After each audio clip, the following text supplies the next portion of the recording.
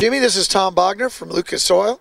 Tom is going to tell you about his awesome Corvette. Tom, fill us in a little bit about this Vette. It's a 1957 Supergas Roadster, actually purposely built for Supergas 990 category, built in Don Davis race cars in Texas. It's a 1,137 horsepower, 605 cubic inch engine built by Dugan's Racing Engines in Mariloma. A lot of help from West Tech Performance Group. You know, a lot of sponsors made.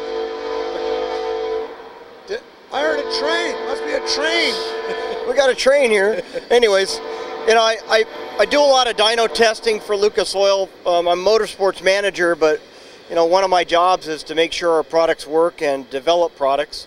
And through dynoing, I decided to build a big block dry sump engine, and that's kind of how the whole concept of building the car came about.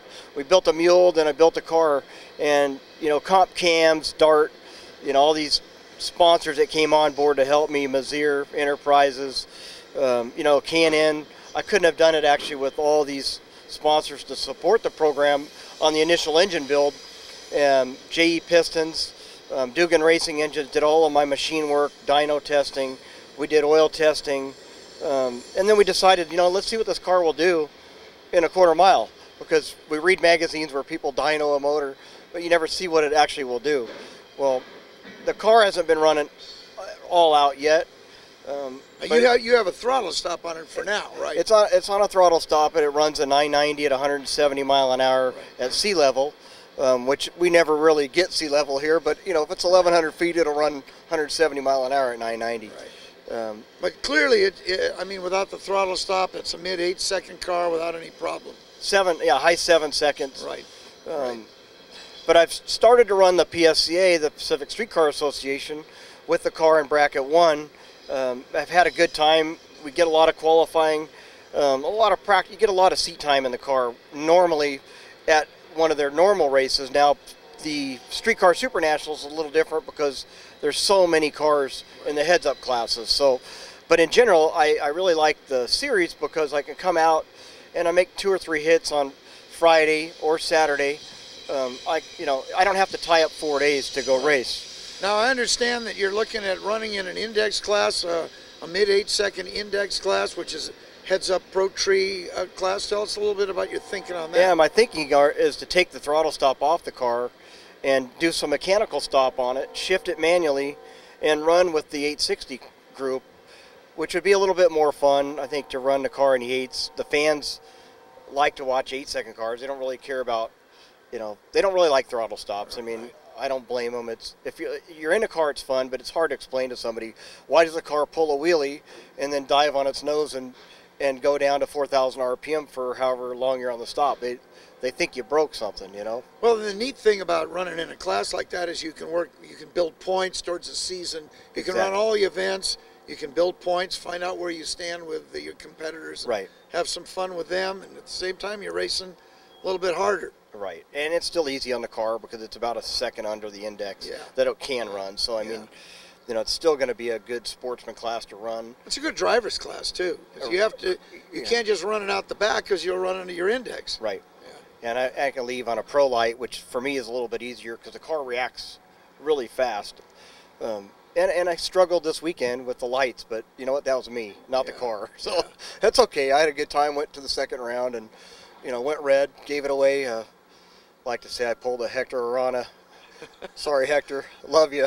Well, you know, here's the thing. Even if you did lose in the first round, you can go immediately into the Lucas Oil sponsored car show because the cars probably win trophies in car show. Oh, thanks.